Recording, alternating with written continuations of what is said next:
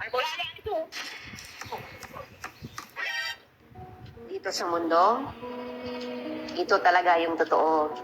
Yung realidad na dapat alam mo at ng lahat ng tao. Naparito kang hubad, aalis kang nakahubad. Dumating kang nangihina, lilisan kang mahina. Iniluwal kang walang salapi at mga bagay. Maglalaho kang walang salapi at mga bagay.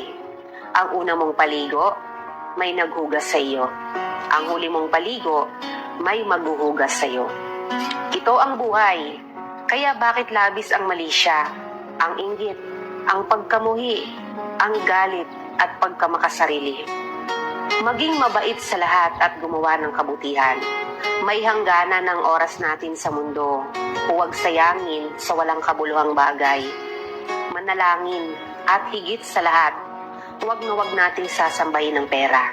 Dahil kahit anong dami ng pera mo o ng ari-arian mo, kapag binawi ng Diyos ang buhay mo, iiwan mo rin yan at hindi mo madadala sa iyong pupuntahan.